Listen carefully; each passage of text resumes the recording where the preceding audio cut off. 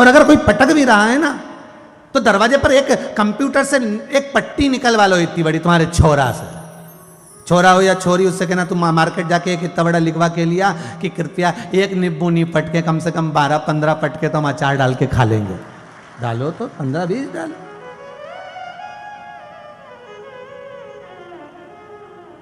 बड़ा बहुत सबको बड़ा दुख है आज के ज़माने में हमारे पर कोई ने कुछ कर दिया होगा। अच्छा, कई लोग सुबह जब मिलने आते हैं ना, जब भी एक ही बात कहते हैं, हमको ऐसा लग रहा है कि हमारे ऊपर किसी ने कुछ कर दिया। अगर ऐसा कहीं का किसी के पर कुछ करता होता तो सबसे पहले लोग मोदी पे करता। बोलो सही है कि गलत है? अरे बोलो तो जम के, करते कि नहीं करते? या बहुत बड़ी बड़ी कंपनियां चल रही हैं, अंबानी की चल रही है, उसकी चल रही है, टाटा की चल रही है, उसकी चल रही, लोग उस पर नहीं करते क्या? अरे बोलो जम के, करते कि नहीं करते? तो करने वाला होता तो लोग उस पर कर देते, उसकी कंपनी बंद कर देते। तो तुम्हारी जरा सी तो दुकान और उस पर भी लोग नींबू और मिर्ची, ठीक? जरा विचार करिए, कौन कंपनी बंद करेगा? अरे भाई ये विचार छोड़ो। अपने तो भोलेनाथ जी बैठा है ना, फिर टेंशन लेने की जरूरत नहीं है। अब की बार अगर तुम्हारे यहाँ कोई नींबू मिर्ची पटक के जाए तो लिख देना कम से कम 15-20 पटको एक साथ। और जैसे ही वो नींबू पटक के जाए ना, तुम अंदर लिया, उसको भी लगने लगेगा ये तो रोज नींबू अंदर ले जाके निचोड़ के दाल में खा जाए, तो वो अगली बार से पटकना ही बंद कर देगी। 2 रुपए का नींबू कौन पटकेगा रोज की रोज? तो तुम तो बिल्कुल टेंशन फ्री होकर अपनी जिंदगी जियो। जरा जरा सी बात में लड़ाई झगड़ा नहीं करना। उसने ऐसा कर दिया, पड़ोसन ने वैसा कर दिया, वो मेरा बुरा चाहती, वो मेरा भला चाहती। कोई किसी का बुरा नहीं कर सकता संसार में। भगवान शंकर से पार्वती जी ने खुद पूछा, क्या संसार के लोगों का बुरा संसार वाले करते हैं? शंकर भगवान बोले, किसी की सामर्थ्यता नहीं कि कोई बुरा कर दे। बुरा मनुष्य का कर्म करता है। जैसा कर्म करोगे वैसा भोगोगे। कर्म करा उसके अनुकूल भोगना पड़ेगा। आप दूसरा कोई आपका बुरा नहीं कर सकता। क्यों करेगा कोई बुरा?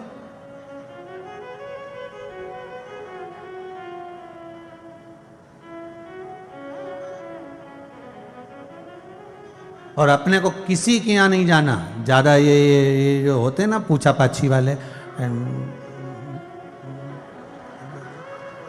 इनके पास जाओ तो सबसे पहले एक ही बात कहें, तेरे ही घर का है। अरे बाप रे, अब इसे याद आ गया कि 15 दिन पहले मेरी जेठानी से लड़ाई हुई थी। अब जेठानी पे ध्यान रखने लगी। अब बेचारे कपड़े धोए, रोटी बनाए तो ध्यान रखे। रोटी में जरा सा कुछ नीचे गिर गया, वो उठा के उसने डाल दिया, तो इसको समझ में आ गया इसने कोई पुड़िया खोल के डाल, क्योंकि वो बोला तेरा ही घर का है। अच्छा एक बात बताओ, घर का व्यक्ति घर का नाश क्यों करेगा? रे ये कहीं विभीषण की औलाद है? क्यों नाश करेगा? अपने नहीं जाना कहीं पे पूछना ताछने, अपने तो एक से ही कहना है। किससे? जम के बोल दो जरा, देव अधिदेव। बस अपने किसी से नहीं कहना।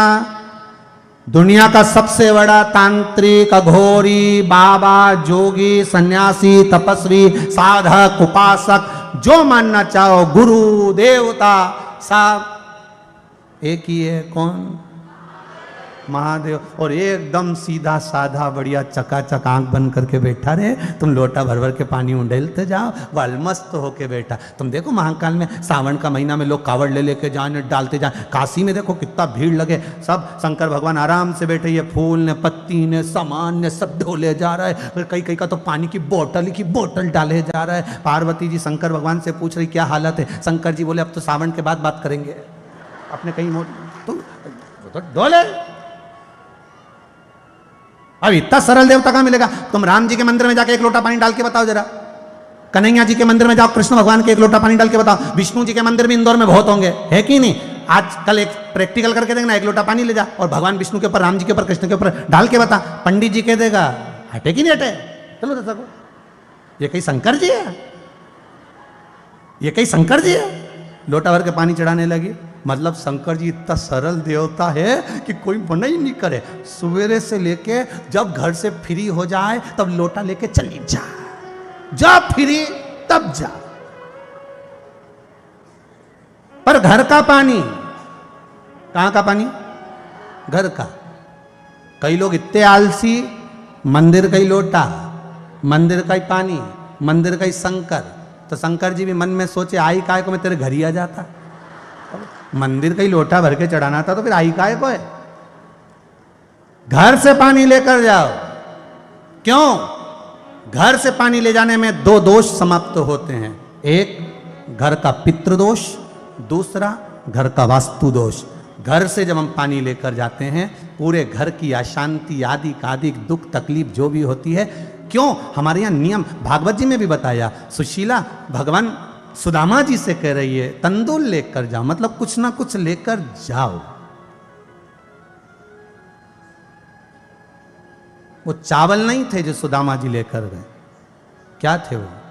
चावल नहीं थे जो सुदामा जी ने कृष्ण को दिए थे ना, वो भगवान सुदामा जी ने अपने घर का एड्रेस दिया था कि मैं तुम्हारे यहाँ आ गया हूँ, मेरा एड्रेस इस चावल में लिखा है, अब मैं यहाँ आ गया हूँ, आगे जवाबदारी आपकी है। आप एक लोटा पानी अपने घर से लेकर जाती हो ना, तो ये आपके घर का पानी नहीं, आपके घर का एड्रेस है। शंकर भगवान नंदी भगवान से रोज कहते हैं कि अपने को कहाँ कहाँ जाना है शाम के टाइम बता देना हो, तो तुम जो पानी चढ़ा के जाती हो ना तो एड्रेस बता के जाती हो, हमारा घर वहाँ पे जगजीवन राम नगर में इस जगह पे, न पाटनीपुरा में इस जगह पे, न परदेसीपुरा में इस जगह पे, क्योंकि भगवान को एड्रेस भी तो मालूम होना चाहिए। तुम्हारे जल से भगवान को यह ज्ञात होता है कि ये जल उसके घर का आया है, इसने कुछ नहीं बोला, पर जल के माध्यम से, ये तरंग के माध्यम से, ये जल की बूंद के माध्यम से इसने मुझे बता दिया कि मेरा दुख क्या है, मेरी तकलीफ क्या है, मेरा कष्ट क्या है। ये आंख के जो आंसू हैं ये भी पानी निकलता है, ये पानी बता देता है सुख का पानी अलग होता है, दुख का पानी अलग होता है। उसी तरह घर का जो जल होता है ना, वो शिव को बता देता है कि ये जल क्या कहना चाहता है, ये कितनी दुखी है, इसका क्या कष्ट है, इसकी क्या बीमारी है, इसका क्या रोग है, इसकी क्या तकलीफ है। वो जल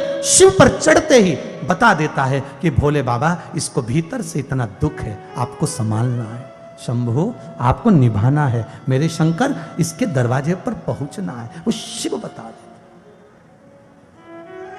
जल बताता है। आपके घर का चढ़ना चाहिए। कई लोग कहते गुरुजी मंदिर जाते हैं तो लोग टोकते हैं, कहते हैं बताओ चल दी मंदिर, और आजकल तो गुरुजी आपके नाम से टोकने लगे, सीवर वाला महाराज ने कुछ बता दिया होगा। बड़ी परेशानी लोगों को, तो उसमें क्या डर, उसमें डरने की क्या जरूरत है। लगन तुमसे लगा बैठे जो होगा देखा जाएगा, तुम्हें अपना बना बैठे जो होगा देखा जाएगा। अब सोचना क्या है, उसमें विचार क्या करना है।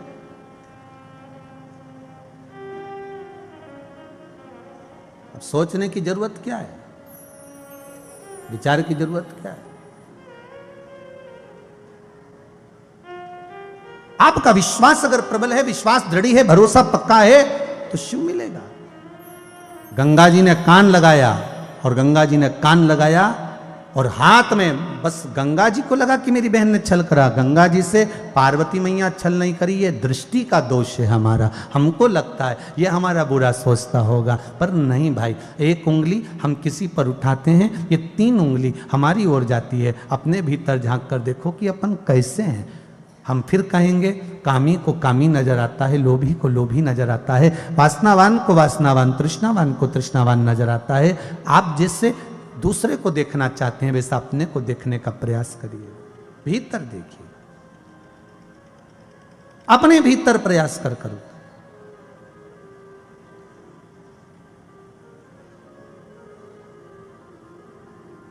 अभी परसों की बात है, एक भैया हमारे पास आके बोला गुरुजी हमारे कथा में 300 रुपए लग गए। हमने कहा तुम्हारे काहे के 300 रुपए लग गए, या कथा में कोई पैसा ले रहा तुमसे कि 300 रुपए लग गए। गुरुजी पूछो ही मत, जगह बिल्कुल नहीं थी, तो हम एक झूले पे चढ़ के बैठ गए, झूले वाले ने हमसे 300 रुपए लिया 3 घंटे बैठने का। अब बता, तो हमने कहा हम बोले थे कि झूले पे चढ़ के बैठ, इतनी सारी गाड़ी पड़ी थी, घी पे भी चढ़ जाता। अच्छा आज तो उस पे भी चढ़े बैठे हो, धन्य है।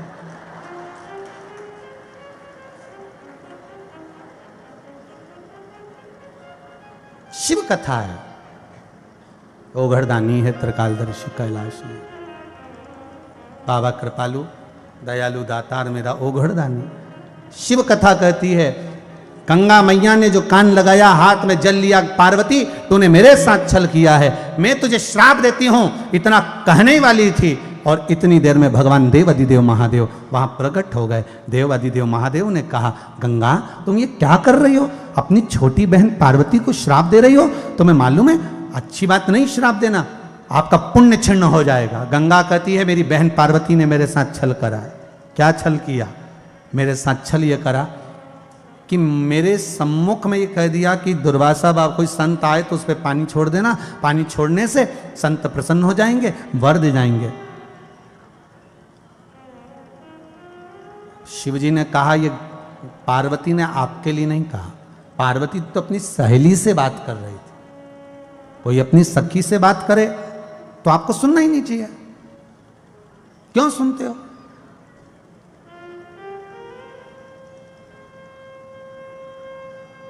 आपने सुना क्यों? एक निंदा करने वाला और एक निंदा सुनने वाला।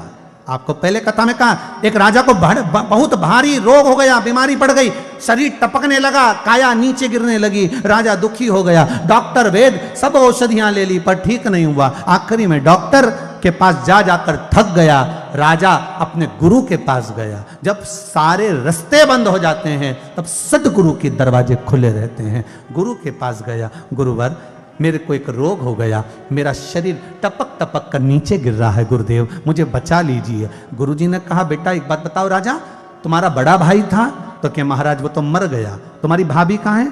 कमरे में, कक्ष में, राजभवन में। एक काम करोगे राजन? हाँ बोलिए। जब तुम्हारी भाभी रात को सोने के लिए कमरे में चली जाए तब उस कमरे के बाहर तुम दरी बिछाकर सोना चालू कर दो, दरी बिछाकर सोना चालू करो, किसी को बताना मत, किसी को सूचना ना मिले, किसी को बताया ना जाए। जी महाराज। कोई दवाई? कुछ नहीं। औषधि? कुछ नहीं। कुछ बेल भभूति? कुछ नहीं। तुम तो भाभी के कमरे के बाहर सो। राजा जाकर भाभी के कमरे के बाहर सोने लगा।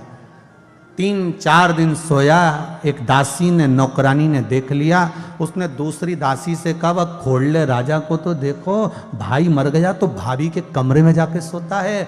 और उसने तीसरी से कहा, तीसरी ने चौथी से कहा, चौथी ने पांचवी से कहा, पूरे नगर में आग लग गई। बात ही बात फैल गई कि राजा ऐसा है भाभी के कमरे में जाकर सोता है। राजा का शरीर धीरे धीरे धीरे धीरे ठीक हो गया।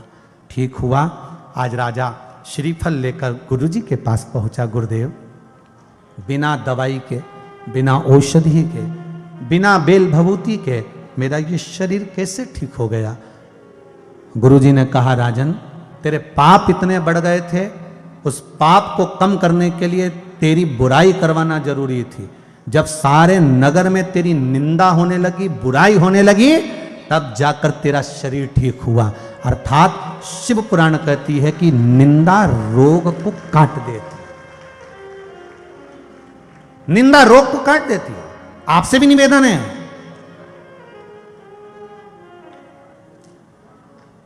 सास को जल्दी निपटाना है तो बुराई करना बंद कर दो। जितनी सास की आप निंदा करोगे, सास उतनी जोरदार चकाचक होती चली जाएगी। आप जितनी निंदा करोगे सास की, जितनी निंदा करोगे सास उतनी जोरदार। आप निंदा करना बंद करो। वो जितनी आप निंदा करोगे अर्थात वो ठीक होती चली यार। और शास्त्र कह रहा है निंदा करोगे तो करने वाला भी दुखी है और सुनने वाला भी दुखी है। आज देखा यहां जो प्रसंग सम्मुख में आया है, बड़ा विचित्र प्रसंग है महाराज। गंगा मैया, आपने कान लगाकर सुना ही क्यों? गलती आपकी, क्यों सुना? जल भर गया नहीं तो इसको छोड़ दो, श्राप मत दीजिए, ये मेरी अर्धांगिनी बनेगी। इतना सुनना था गंगा जी को और गंगा जी की आंख में जल भर गया। शंभु भोलेनाथ, पार्वती आपकी अर्धांगिनी बनेगी, मैंने भी तो तप करा है। शिव कहते हैं गंगा पार्वती से ज्यादा तप तूने करा है, पार्वती से ज्यादा आराधना तूने करी है, पार्वती से ज्यादा आराधना तू करिए, तप तूने करा, साधना तूने करी, व्रत तूने करा, उपवास तूने करा। जितना पार्वती करती थी पार्वती से 1000 गुना ज्यादा तू तप साधना करी है गंगा। तो गंगा कहती है फिर मुझे आप अपनी पत्नी क्यों नहीं बनाना चाहते? शंकर कहते हैं गंगा तेरी तप साधना इतनी प्रबल है कि गंगा मैं तुझे अपने वाम भाग में नहीं बिठा सकता। तेरी तप साधना इतनी प्रबल है गंगा कि मैं तुझे अपने पास में नहीं बिठाऊंगा, मैं तुझे अपने सिर पर बिठाऊंगा। गंगा तेरी तप साधना प्रबल है, तू पास में बिठाने के लायक नहीं, तू सिर पे बिठाने के लायक। अगर मैं तुझे पत्नी बना लूंगा, अगर मैं तुझे अर्धांगिनी बना लूंगा और अर्धांगिनी बना लिया, पत्नी बना लिया और पत्नी बनाकर अगर मैं तुझे सिर पे बिठाऊंगा तो लोग क्या कहेंगे? बता अपनी लुगाई के सिर पे बिठा है। लोग कहने वाले कहीं पीछे हटे कि अपनी पत्नी के सिर पे बिठा लिया। कहने वाले तो तुरंत कह देते हैं, कई कई घरों में तो माताएं कह देती है ए अपनी छोरी के अपनी पत्नी के सिर पे मत बिठा, अभी भी कह रहे हैं, जरा सावधानी रखो।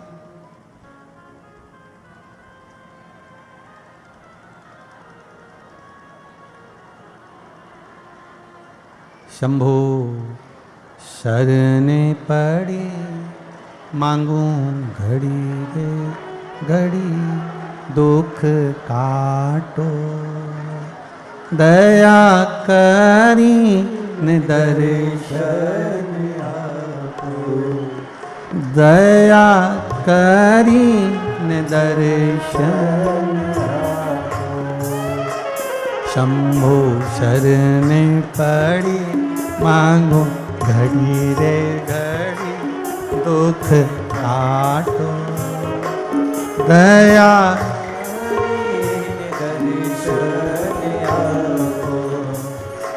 दया करी न दर्शन।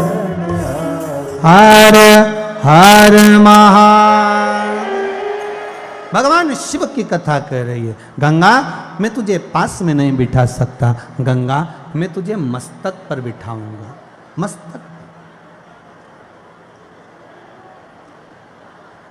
अब गंगा मैया शिव जी के चरणों में पड़ गई, बाबा आपसे कुछ वर मांगना, आपसे कुछ वर चाहिए। क्या वर चाहिए बोलो?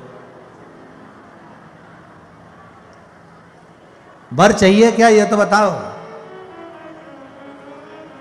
अच्छा तुम लोगों के साथ में बड़ी बड़ी विचित्र आदत है, बड़ी विचित्र आफत है। आदत क्या कहें, आफत है? एक कोई खड़ा हुआ नहीं, उके देख के दूसरी दूसरी तक तीसरी तीसरी तक चौथी पर खड़े हो जाओ।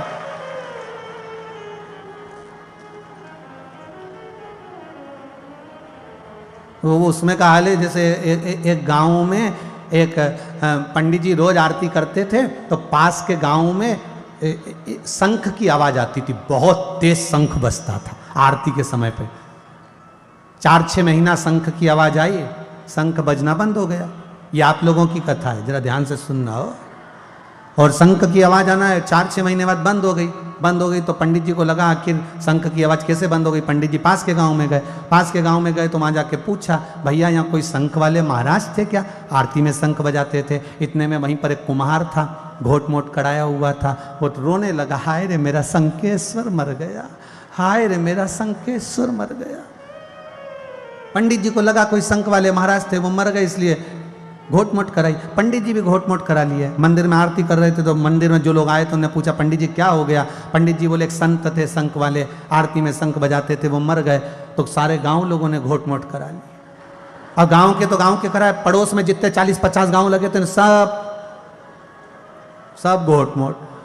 सारा गांव का लोग कहीं इकट्ठा होकर शहर में गया तो शहर के लोगों ने पूछा, हुआ क्या? गांव के पास गांव, गांव के पास गांव, गांव के पास गांव, मां शंख वाले महाराज थे वो मर गए तो इसलिए घोट मोट कराई। तो शहर में भी देखो तो सब, अब वहीं से कहीं कलेक्टर एसपी निकल के जा रहे होंगे तो उनकी लाल बत्ती उनकी खोपड़ियों पे चमक रही थी। अब वो चमके तो 1-2 लोगों को रोक के पूछा, क्यों रे घोट मोट क्यों कराई? कि हमारा गांव का पास गांव, गांव का पास गांव, वहां शंख वाले महाराज थे वो मर गए। सारे शहर के शंख जितने गंजे थे सबको इकट्ठा करा, इकट्ठा करके गांव में पहुंचे, गांव के बाद गांव में पहुंचे, गांव के बाद गांव में पहुंचे। 8-10 गांव के गंजों को इकट्ठा करा, 10-25 हजार को कुमार के पास पहुंचे पंडित जी को लेके। कुमार से पूछा, बता रे कौन सा शंख वाला महाराज था जो मर गया? कुमार बोला, मेरा एक ही गधा था वो मर गया। अब वो गधा मरा, उसके चक्कर में कुमार ने गंजी कराई। वो बेचारा अकेला व्यक्ति, उसकी कुर्सी टूट गई, नीचे गिर गया, तो समझे सब गिर गया। देख, अरे तेरा क्या होगा रे कालिया, समझ में नहीं आता।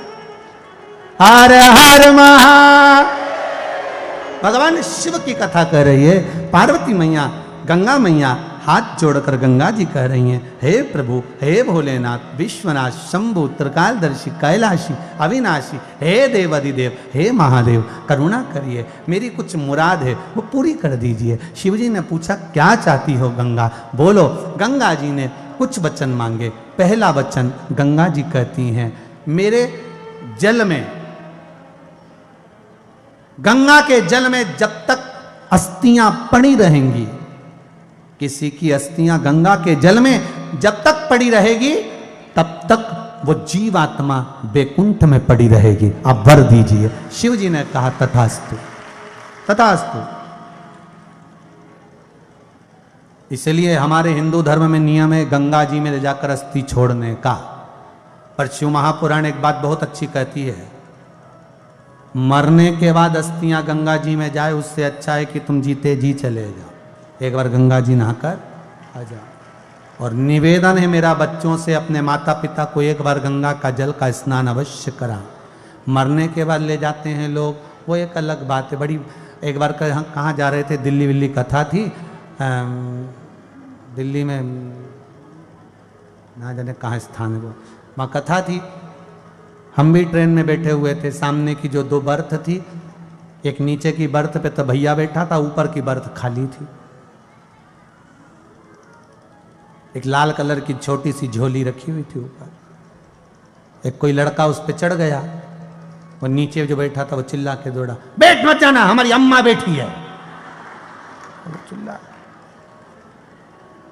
अब इसकी अम्मा तो दिख नहीं रही थी, तो हमने भी प्रेम से पूछ लिया, अम्मा कहाँ है? तो के झोली में। हमने कहा कहाँ जा रहे? गंगा जी जा रहे, हरिद्वार। अच्छा। थोड़ी देर बाद चाय वाला आया, तो उसने 2 कप चाय लिए, अम्मा को धरी सीट पे, एक खुद ने पी। रोटी निकाली तो प्लेट अम्मा को धरी, फिर खुद ने खाई। हमने भी कहने में पीछे नहीं हटे, हमने कहा जिंदा थी तब ऐसे प्रेम से चाय पिलाता पिलाता ले जाता, तो डोकरी खुश होकर आशीर्वाद दे देती। अब मरने के बाद लोटा में भर के ले जा रहे हो तो क्या मतलब किया? जीते जी दंगम दंगा, मरे पीछे पहुंचा दी गंगा। ऐसी गंगा भेजने से कोई फायदा नहीं है। आपसे भी निवेदन है, जब तक शरीर चले तब तक तीर्थ करो। पहले भी कथा में कहा, शरीर चले तब तक तीर्थ कर लो, और तुम्हारी घर में चले तब तक दान कर लो। इससे बढ़कर कोई सुख नहीं होगा। जिस दिन तुम्हारी घर में चलना बंद हो जाए, उस दिन तुम दान भी नहीं कर सकते। 5 रुपए भी दोगे ना तो छोरा छोरी का ध्यान रहेगा, डोकरी बहुत लुटा रही है तुरंत।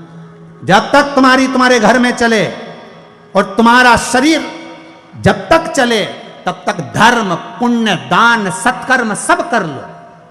जिस दिन शरीर चलना बंद हो जाए, उस दिन घर को तीर्थ बना लो, और तुम्हारे घर में चलना बंद हो जाए तो शंकर के मंदिर को तीर्थ बनाकर भगवान की भक्ति में लग जाइए। फिर किसी से नहीं बोलना हमको।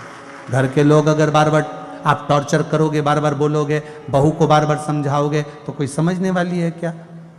बुढ़ापे का परम आभूषण होता है मौन रहना। जैसे जैसे बुढ़ापा बढ़ते जाए, वैसे वैसे चुप होते चले जाओ। जितने चुप रहोगे उतने सुखी रहोगे। कहोगे वो नहीं सुनेगी, दुख आपको होगा, उसको नहीं होगा, दुख आपको होगा। जरा सी लड़ाई होती है, आप खाना खाना छोड़ देती हो। क्यों छोड़ो?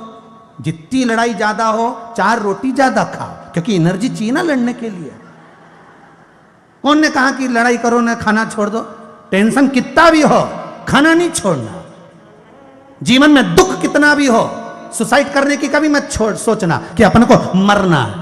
और अगर मरने की प्लानिंग आ भी जाए तो ये ओल्ड फैशन यूज नहीं करना कि अपन रस्सी बांध लो, ट्रेन के नीचे जाओ, गाड़ी से कूद जाओ, पानी में डूब के मर जाओ। ये तो सब ओल्ड फैशन है। कोई नया फैशन निकालो कि मैं शंकर का भजन करूंगा, इतना करूंगा, भजन कर करके मर जाऊंगा, तो आनंद। और नहीं तो मालूम पड़े ये तो पुराना फैशन है कि रस्सी से मन लपटक जाओ, ने पानी में डूब के मरी जाओ। ये कौन सा फैशन? अच्छा, न्यू फैशन लाओ। मरो मरो सब कोई कहे, मर के देखे कोई, मरो तो ऐसा मरो कि फिर यह संसार में जन्म ना हो, तो मृत्यु सार्थक है, नहीं तो काय कमाना। जरा जरा सी बात में मैं तो बहुत दुखी हो गई गुरुजी, अब तो मैं मरी जाऊं। तो मरो, जा मर के करोगे भी क्या? ट्रेन अगर फुल है, रिजर्वेशन फुल है, तो अगर चले भी जाओगे तो बाथरूम में बैठ के जाना पड़ेगा। और अगर ऊपर का कोटा फुल है और तुम अगर सुसाइड करके मर भी जाओगे तो भूत प्रेत बन के लटकना पड़ेगा। क्या मतलब जाके? इसलिए यहीं अच्छे अपन तो दादा इंदौर में, भले पड़ोसी का प्राण खाओ पर रोटी चकाचक खाओ, आपने कहीं नहीं जाना। अलमस्त होकर शिव की भक्ति करो, मस्त होकर। इधर महाकालेश्वर, इधर ओमकारेश्वर, बीच में माहिल्याबाई की नगरी, वो भी शिव उपासना की। भक्ति भजन स्मरण खूब करो। और ओघड़दानी शंकर ने वर दे दिया, तुम्हारे जल में अस्थियां जब तक पड़ी रहेगी तब तक जीव बैकुंठ में रहेगा। शिव दूसरा वर दीजिए, मांगो। बाबा आपका नाम मेरे नाम के साथ जुड़ जाए। जैसे लोग गौरी शंकर कहते हैं, पार्वती शिव कहते हैं, मेरा और आपका नाम जुड़ना चाहिए। शंकर जी ने कहा जो गंगा का स्नान करेगा तेरे और मेरे नाम का अलग जगाएगा, हर हर गंगे कहेगा, हर हर गंगे कहेगा। गंगा और हर दोनों जुड़ेंगे। 2 बार गंगा नहाते समय हर हर बोला जाता है। कितनी बार बोला जाता है? 2 बार। एक बार हर पार्वती के पति हैं, दूसरी बार हर गंगा के स्वामी हैं, इसलिए हर हर गंगे बोलकर स्नान करा जाता है। तीसरा वर माता गंगा ने शिव से मांगा, प्रभु पार्वती के गोद में जो बच्चे हों वो मेरे जल से प्रकट हों। माता पार्वती की एक भी संतान नहीं हुई। जितनी भी संतानें भगवान शंकर की जो 13 बच्चे हुए थे, उन 13 बच्चों में शंकर भगवान के 11 बच्चे गंगा के जल से प्रकट हुए थे। कहां से प्रकट हुए? गंगा के जल से। भगवान शंकर के तेज पुंज को ले जाकर उसी समय पर तेज पुंज को अग्निदेव सूर्यदेव ने ले जाकर गंगा जी के जल में दे दिया। गंगा जी के जल की 6 धाराओं ने उस भगवान शंकर के तेज पुंज को बांट दिया। बांटते से ही गंगा जी के जल में वो तेज पुंज पड़ा रहा, जिससे 9 माह के बाद में गंगा के जल से 6 पुत्रों ने जन्म लिया। कितने पुत्र हुए हैं? 6 पुत्र जन्मे हैं महाराज। 6 पुत्रों ने जन्म लिया। जब 6 पुत्र जन्म लिए, गंगा मैया ने उनको स्तनपान कराया तो 6 बालक रोए तो एक साथ, पानी पिए तो एक साथ, सोए तो एक साथ। बड़ी दुखी हो गई गंगा मैया। उन्होंने संतों की पत्नियां कृतिकाओं को बुलाया, कृतिकाओं आप मेरे ये 6 पुत्रों का पालन करिए। कृतिकाओं ने 6 पुत्रों का पालन करा तो कृतिकाएं भी दुखी हो गई। कृतिकाओं ने मन में सोचा कि अगर ये बालक रोएंगे एक साथ, दूध पिएंगे एक साथ, भोजन करेंगे एक साथ तो बड़े तकलीफ होगी। कृतिकाओं ने 6 बालक को सुलाया और 6 बालक को सुलाकर माता कृतिकाओं ने हाथ में जल लेकर कहा, हम संत की पत्नी के हैं कृतिकाएं, ऋषियों की पत्नी हम कृतिकाएं। अगर हमारा सातित्व प्रबल है, हमारे सातित्व की प्रखरता है, तो ये 6 बालक एक हो जाएं। 6 बालक एक हो गए, उनके मुख 6 हो गए, शरीर एक हो गया। कृतिकाओं ने उनको एक करा, इसलिए उस बालक का नाम कार्तिकेय हो गया। बोल कार्तिकेय महाराज की। इनका सातित्व बड़ा प्रबल था, सातित्व की प्रबलता थी। ये अपने पति के चरणों को रोज प्रणाम करना, रोज नमन करना, रोज साष्टांग करना, उसकी सातित्वता बड़ी प्रबल होती है। आप में से कितनी माताएं जो अपने पति को रोज प्रणाम करती है? जरा हाथ उठाओ, एक हाथ तो उठाओ। हाँ, 1 2 3 4 5 6 7 8 9 10 11 12 12.5। नहीं, वो 12.5 इसलिए क्योंकि उठा के गिरा दिया, मैं समझ गया कि करवा चौथ पे पड़ती होगी केवल, तो वो तो मेरे को ध्यान में है। वो पढ़ना चाहिए, रोज प्रणाम करो, नियम बना लो। दीन बंधु दयालु दया कीजिए। कल से जो अपने पति को रोज प्रणाम नहीं करे ने उनके उठा लीजिए, तो प्रणाम करो, करना चाहिए, रोज प्रतिदिन प्रणाम करो। पहली बार शर्म आए तो घूंघट करके पढ़ी लो। पहली बार उसको भी शर्म आएगी तो 500 का नोट देगा पक्का। ये जिंदगी में पहली बार तो पाव पड़ रही है। पढ़ना चाहिए रोज, प्रणाम तो करना चाहिए, रोज करो नियम से। पतिव्रता धर्म का पालन, पति के चरणों को नमन करो, प्रणाम करो।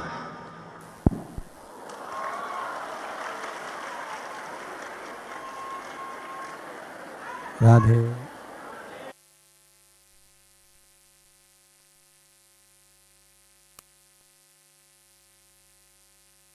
राधे राधे।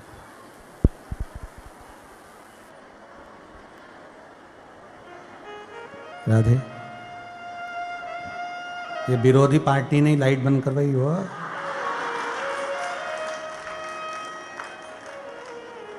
जो पाँव नहीं पड़ेगी ना, उनने सोचा अपन माइक ही गायब कर दो महाराज का।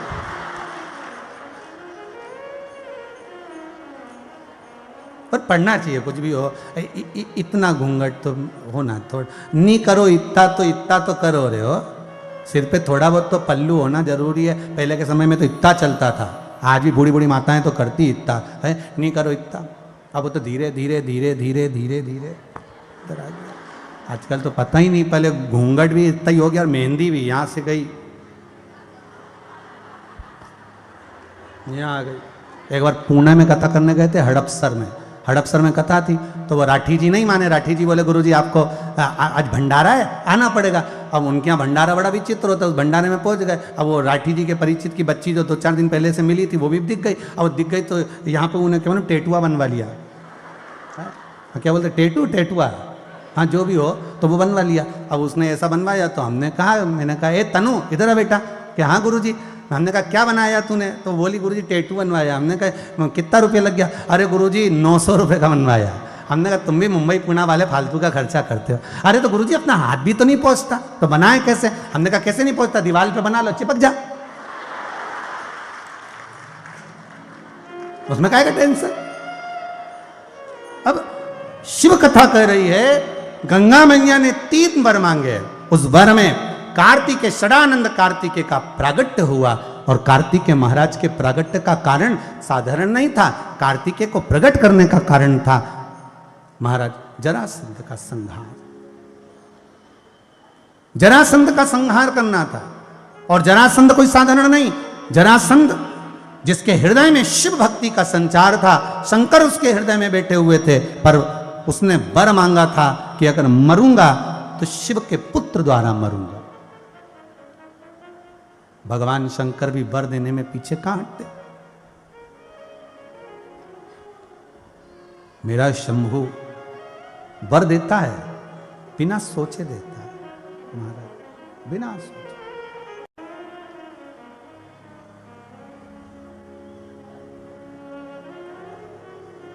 रावण को बाबा तूने,